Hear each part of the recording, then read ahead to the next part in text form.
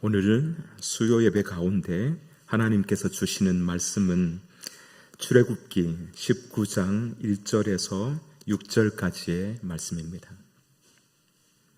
구약 성경 출애굽기 19장 1절에서 6절까지의 말씀입니다. 하나님의 말씀을 함께 교독하도록 하겠습니다. 이스라엘 자손이 애굽 땅을 떠난 지 3개월이 되던 날 그들이 시내 광야에 이르니라.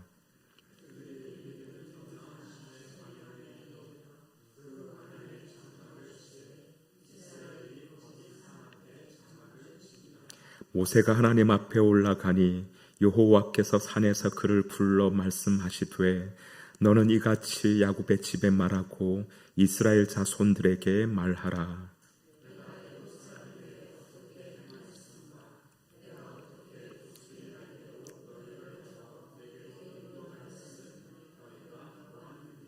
세계가 다 내게 속하였나니 너희가 내 말을 잘 듣고 내 언약을 지키면 너희는 모든 민족 중에서 내 소유가 되겠고 너희가 내게 대하여 제사장 나라가 되며 거룩한 백성이 되리라. 너는 이 말을 이스라엘 자손에게 전할지니라. 이는 하나님의 말씀입니다. 아멘. 오늘도 수요 예배 가운데 나오신 우리 성도님들을 축복합니다. 우리가 예배할 때에 하나님께서 영광 받으시고 또 우리 각자에게 예비하신 사랑과 은혜로 응답해 주시기를 소원합니다. 오늘 함께 공부할 내용은 가스펠 프로젝트 제2권 7과인데요. 제목은 이렇게 되어 있습니다. 율법의 하나님은 사랑이시다. 율법의 하나님은 사랑이시다. 그런데 제목이 좀 이상한 듯 보입니다. 그 이유는 첫 번째는 우리가 보통 하나님을 부를 때 우리는 하나님을 사랑의 하나님, 은혜로우신 하나님, 약속을 지키시는 하나님 등으로 부릅니다. 지난번 시편을 묵상할 때 읽었던 시편 103편 8절의 표현대로 하면 긍휼이 많으시고 은혜로우시며 노하기를 더디하시고 인자하심이 풍부하신 하나님, 바로 이런 식으로 우리는 하나님을 부릅니다. 그런데 율법의 하나님은 어떻습니까? 제 기억으로는 평생 한 번도 들어본 적이 없는 것 같습니다. 그러니 당연히 그렇게 부른 적도 없을 것입니다. 아마도 여러분도 마찬가지가 아닐까 생각이 들었습니다. 두 번째 이상한 것은 율법과 사랑이라는 단어가 서로 연결되어 있다는 것입니다. 사실 이 둘은 서로 잘 어울리지 않는 단어입니다. 우리는 보통 율법이라고 하면 명령, 규칙 또는 반드시 지켜야 할 규범, 그래서 상당히 부담스럽고 무거운 짐과 같은 이미지를 떠올립니다. 하지만 오늘 교재는 율법과 사랑을 하나님이라고 하는 그 고리로 묶어서 하나의 문장 안에 넣었습니다. 율법의 하나님은 사랑이시다.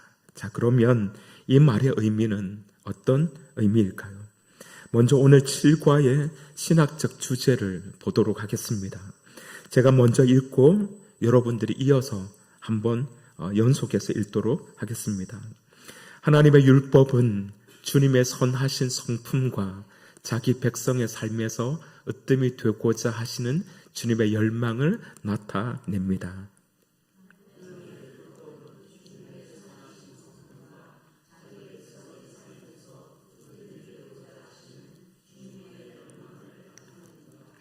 아멘. 여기서 하나님의 율법이라고 하는 것은 출애굽기 20장에 나오는 10계명을 말하는데요. 10계명, 하나님의 율법이죠. 이 10계명은 먼저 하나님의 선하신 성품을 나타내는 것이라고 말합니다. 두 번째는 하나님의 열망을 나타내는 것이라고 하는데 어떤 열망인가? 바로 하나님이 하나님의 백성들의 삶에서 자신이 으뜸이 되고자 하는, 즉 최우선이 되고자 하는 그 열망입니다. 자, 그러면 이제 그 신학적 의미들을 말씀을 통해서 하나씩 살펴보도록 하겠습니다. 첫 번째 소제목입니다. 율법의 하나님은 자기 백성을 사랑하십니다 라고 되어 있습니다. 오늘 함께 읽은 출애굽기 19장의 말씀은 이스라엘 백성들의 역사에 있어서 분수령이 되는 말씀입니다. 왜냐하면 이스라엘 백성들이 히브리 사람에서 하나님의 백성으로 거듭나는 장면이기 때문입니다. 제가 방금 히브리 사람에서 하나님의 백성으로 거듭나는 장면이다 그렇게 말씀드렸는데, 히브리 사람이라고 하는 것은 이스라엘 백성이라고 하는 민족을 지칭하는 말이 아닙니다. 출애굽기에 보면 하나님을 가리킬 때 히브리 사람의 하나님이라는 표현이 많이 등장합니다. 여기서 히브리라고 하는 말은 애굽 땅에 살고 있었던 수많은 하층민들을 일컫는 표현입니다. 거기에는 야곱의 자손들 뿐만이 아니라 세계 각처에서 끌려온 포로민들도 포함되어 있습니다. 그래서 히브리 사람이라고 하는 것은 소위 이스라엘 백성들을 포함한 당시 애굽 땅에서 강제 노역에 시달리며 고통 가운데 살고 있었던 하층민들을 통칭해서 부르는 표현인 것입니다. 그런데 하나님께서 이들의 신음소리를 들으셨습니다. 바로 왕 애굽의 손에서, 애굽 왕 바로의 손에서 그들을 구원해 내셨습니다.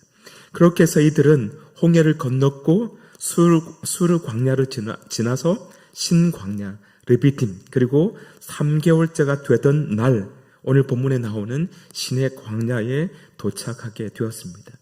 그때 하나님께서 다시 모세를 부르십니다. 그리고는 이스라엘 백성들이 어떻게 이곳까지 오게 되었는지 말씀으로 상기시켜 줍니다. 19장 4절 말씀입니다. 내가 애굽 사람에게 어떻게 행하였음과 내가 어떻게 독수리 날개로 너희를 업어 내게로 인도하였음을 너희가 보았느니라.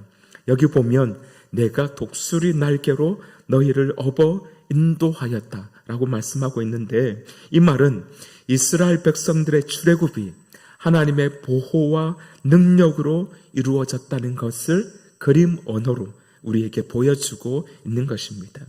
실제로 이스라엘 백성들은 출애굽 과정에서 그들 스스로 한 일이 없습니다. 홍해를 가르신 분도 하나님이십니다. 하늘에서 만나와 메추라기를 주신 분도 하나님이십니다. 바위에서 물을 내신 분도, 아말렉과의 전쟁에서 승리하게 하신 분도 하나님이십니다. 다만 그들은 하나님의 역사 가운데 참여했을 뿐입니다. 그 다음 이어지는 말씀은 정말 놀라운 말씀입니다. 5절과 6절 말씀인데 우리 함께 읽도록 하겠습니다.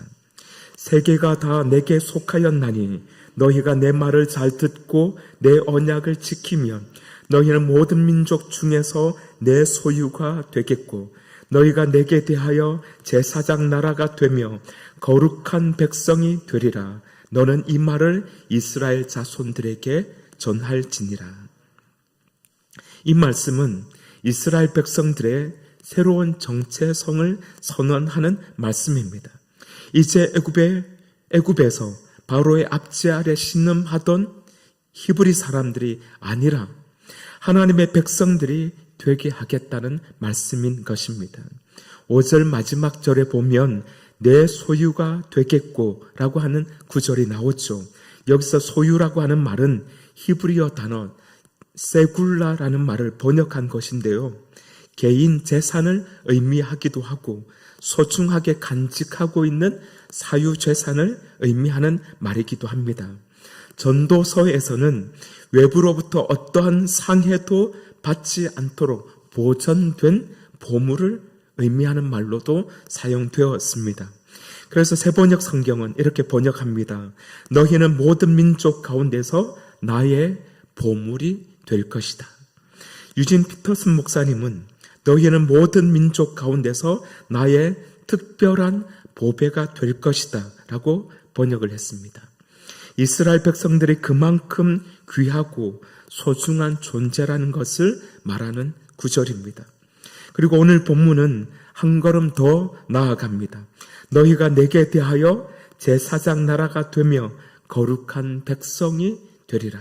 이 말씀은 하나님께서 아브라함에게 주신 언약의 말씀, 내가 너로 큰 민족을 이루고 내게 복을 주어 내 이름을 창대하게 하리니 너는 복이 될지라 하는 말씀, 그 말씀의 확장판이라고 볼 수 있겠습니다.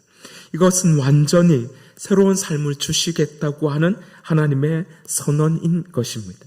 그리고 이 말씀은 이스라엘 백성들을 통해 세계를 구원하시겠다고 하는 하나님의 비전 선언입니다. 여기서 우리는 하나님이 어떤 분인지 알 수 있습니다. 하나님은 애굽에서 소외된 사람들, 보잘것없고 무시당하고 천대받고 하찮게 여김을 받는 히브리 사람들을 당신의 보물로 여기시는 분이라는 것입니다. 하나님은 그들의 신음소리를 들으셨습니다. 그들의 고난과 아픔을 보셨습니다. 그리고는 그들을 구원하셨고 독수리 날개로 업어 인도하셨습니다. 그뿐만이 아닙니다. 그들에게 사명을 주십니다. 너희가 내게 대하여 제사장 나라가 되며 거룩한 백성이 되리라. 얼마 전까지만 해도 그들은 노예에 불과했습니다. 그런데 이제 하나님의 대리자가 되어 세상에 복주는 사람들로 세워지고 있는 것입니다. 얼마나 놀라운 장면입니까? 그런데 여러분, 더 놀라운 사실이 있습니다.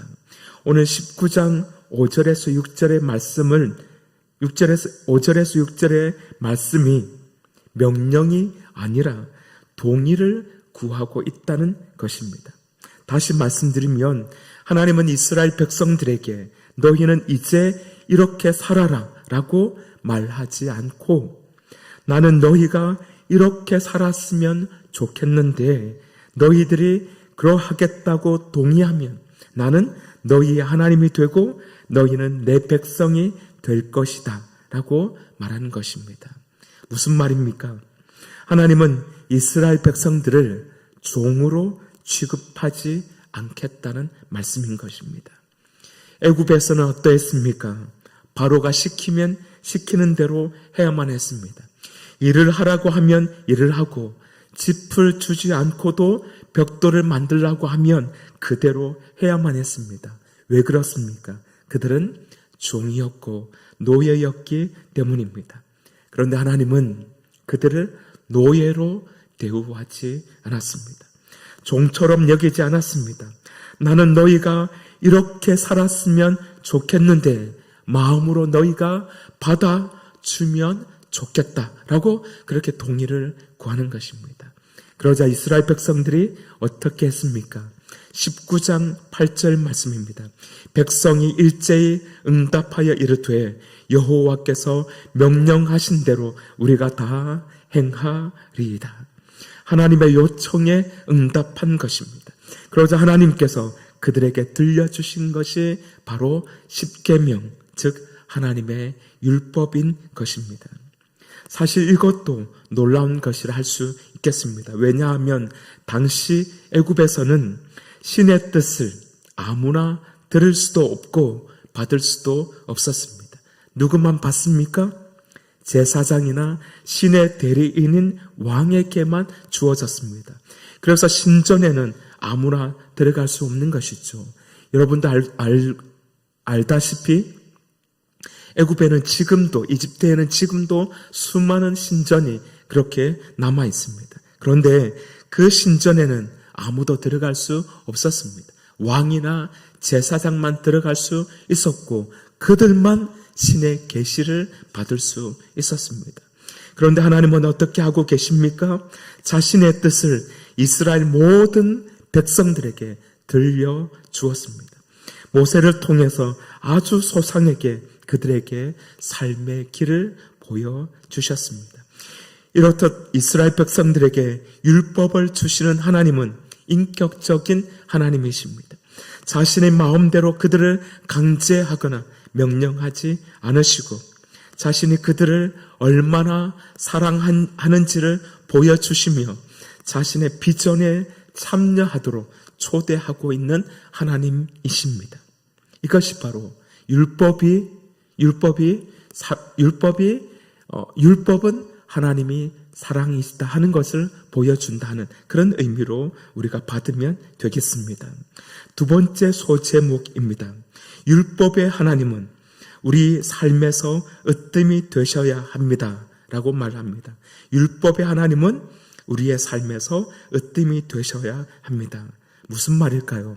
오늘 교재는 이것을 출애굽기 20장 3절과 4절에서 기록하고 있는 10계명의 첫 계명과 두 번째 계명을 통해서 설명하고 있습니다. 먼저 말씀을 함께 읽어보도록 하겠습니다.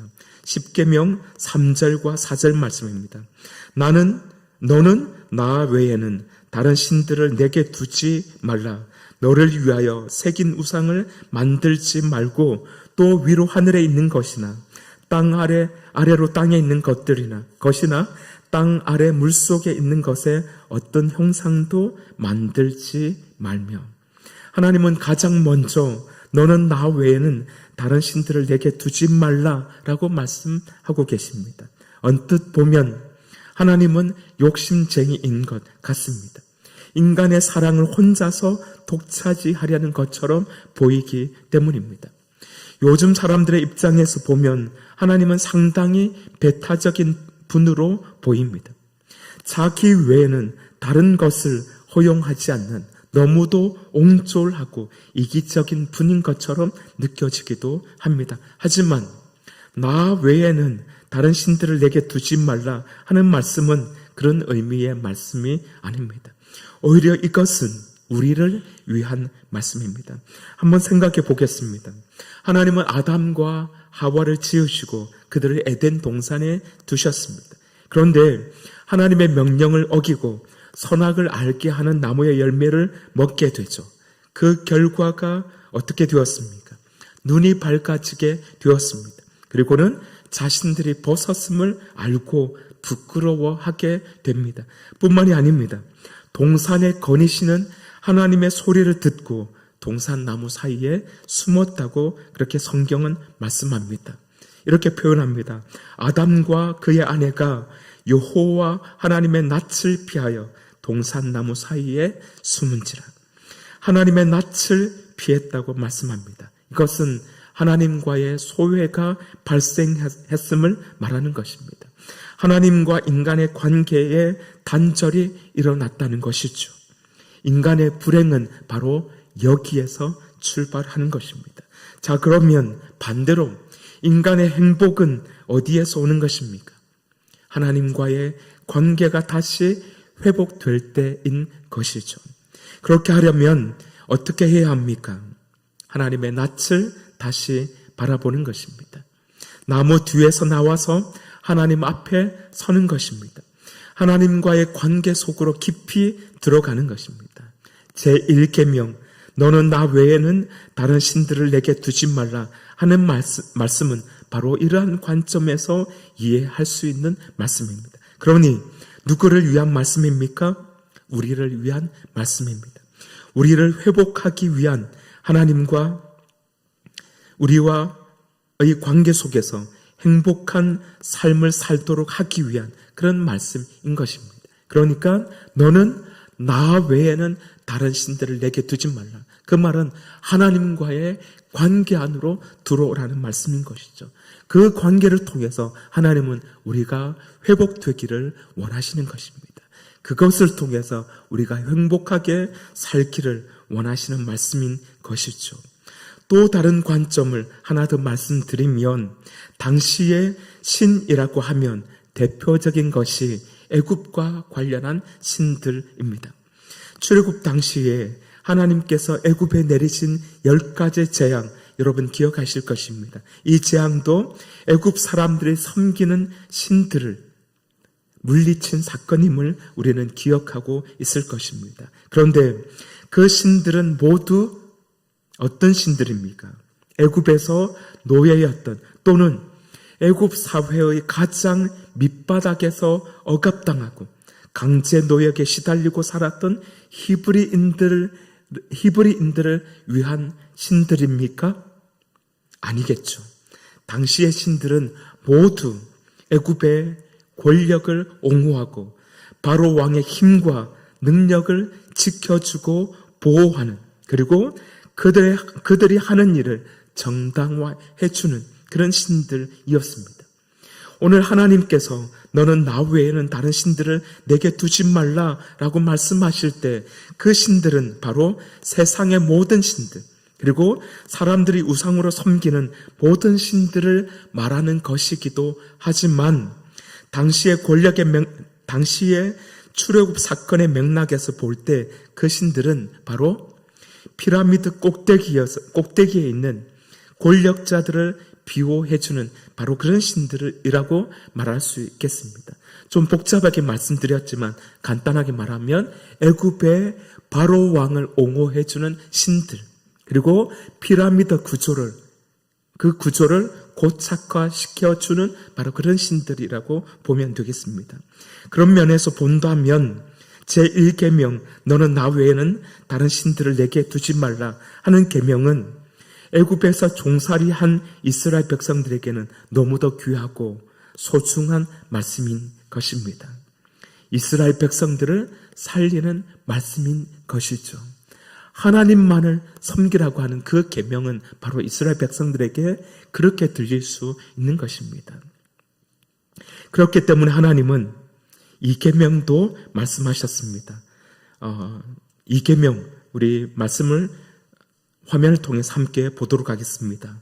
너를 위하여 새긴 우상을 만들지 말고 또 위로 하늘에 있는 것이나 아래로 땅에 있는 것이나 땅 아래 물속에 있는 것에 어떤 형상도 만들지 말며 그것들에게 절하지 말며 그것들을 섬기지 말라. 제가 준비 안 했나요? 준비한 것 같은데. 네. 하나님은 우상을 만들지 말라고 말씀합니다. 사람들은 왜 우상을 만들까요?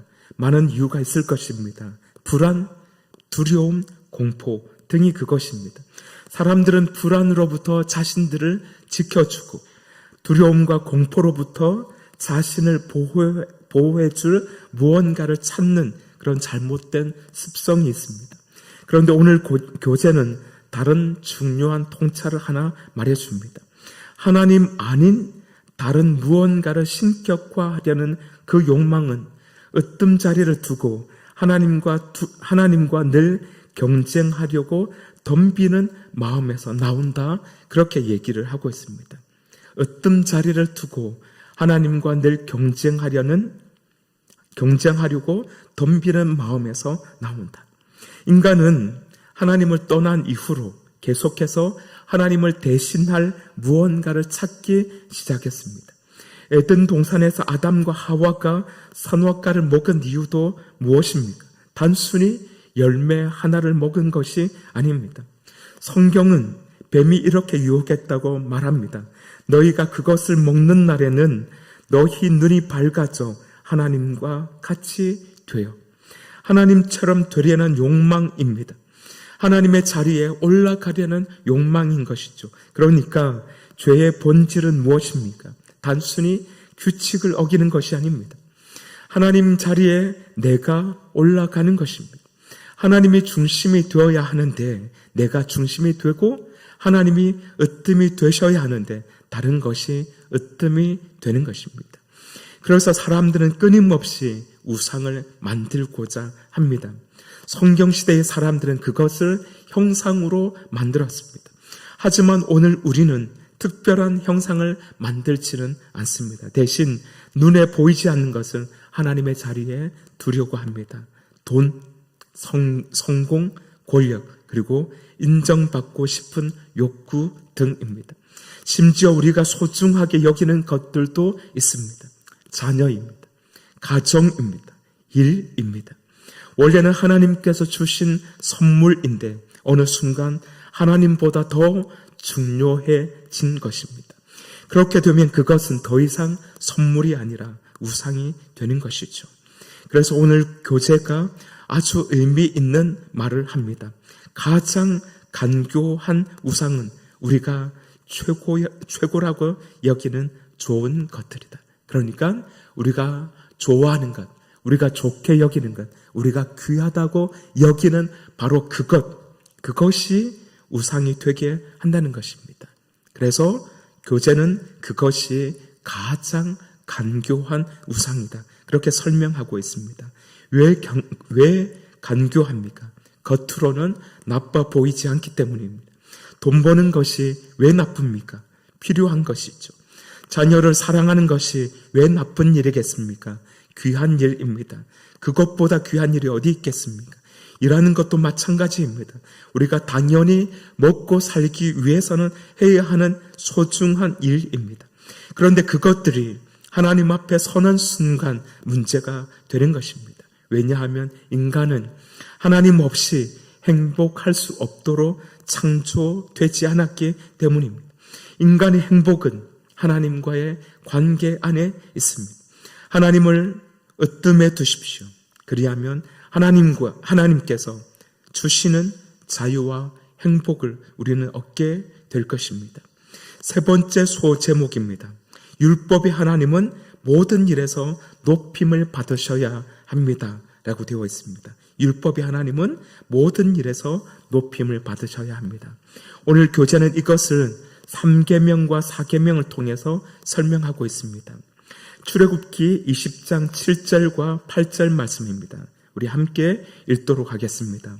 너는 내 하나님 여호와의 이름을 망령되게 부르지 말라.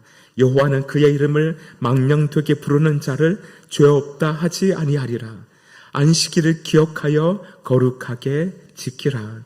앞에서는 1계명과 2계명을 통해서 하나님이 우리 삶에서 으뜸이 되셔야 함을 생각해 보았습니다.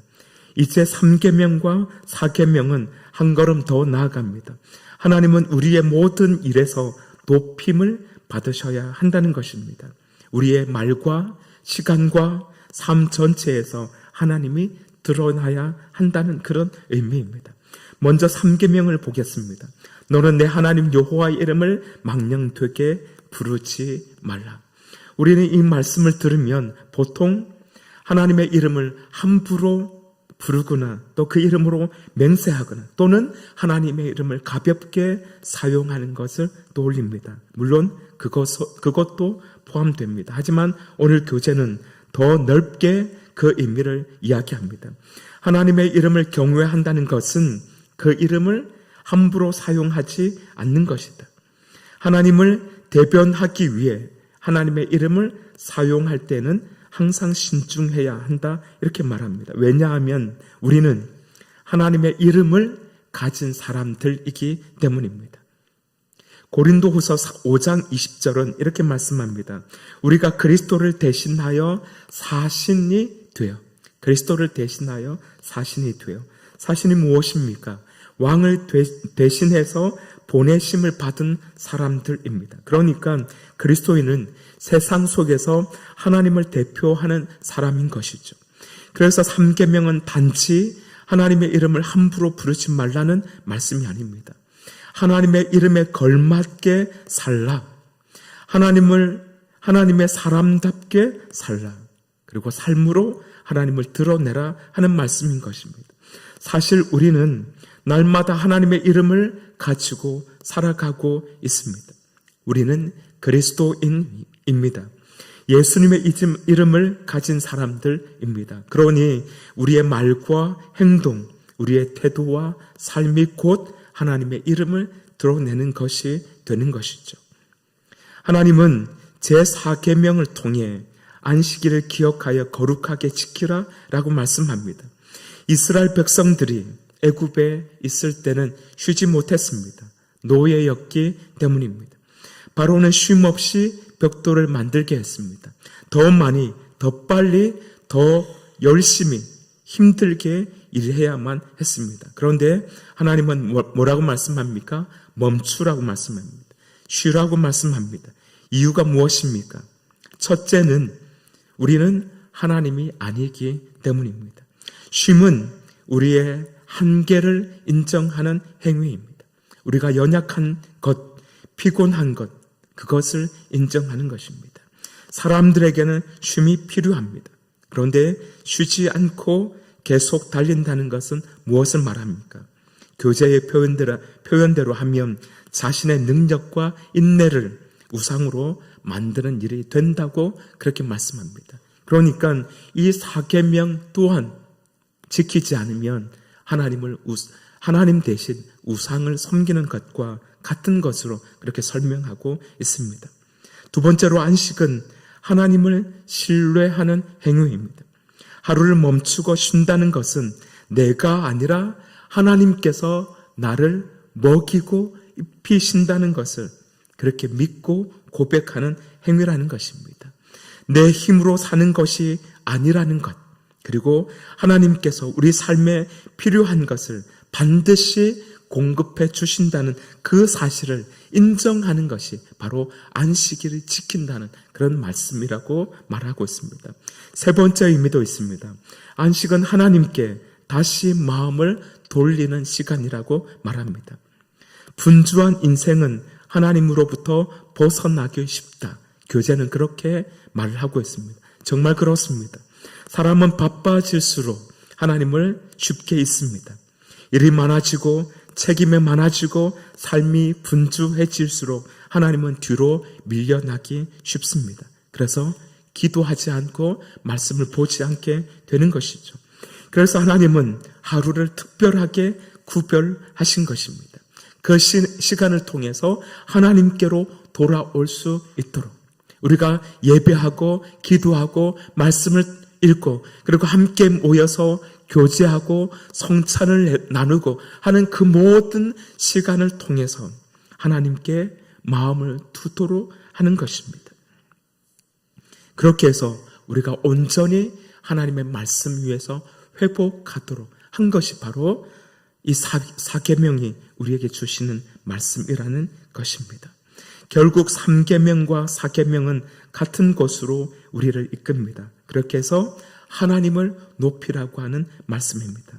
왜냐하면 하나님은 우리의 삶의 일부가 아니라 우리의 삶 전체에서 높임을 받으셔야 하는 분이기 때문입니다. 그렇습니다. 여러분, 말씀을 맺겠습니다.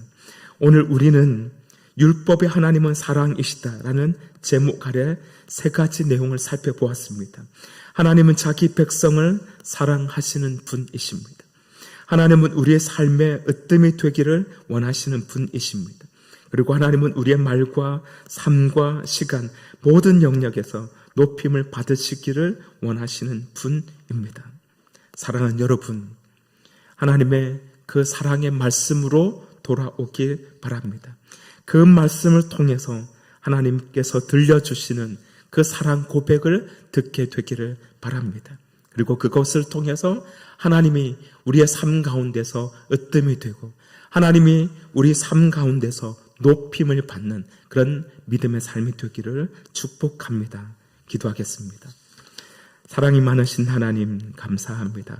오늘도 우리 가운데 임하여 주셔서 하나님의 말씀으로 우리와 함께 해주셔서 감사합니다.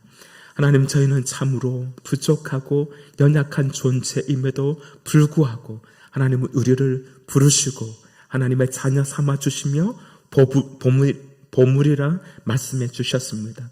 뿐만 아니라 제사장 나라 거룩한 백성으로 삼아주셨습니다. 하나님, 그 사랑을 기억하고 하나님께서 주신 사명을 우리의 삶 가운데서 하나님께서 주신 계명을 통해서 이루어가는 복된 삶이 될 수 있도록 인도하여 주시옵소서. 우리의 삶을 통해서 우리의 말과 행위를 통해서 우리가 드리는 예배를 통해서 언제든지 하나님을 높이고 하나님의 이름을 거룩하게 만드는 복된 믿음의 삶이 되도록 하나님 함께하여 주옵소서. 예수님의 이름으로 기도드립니다. 아멘.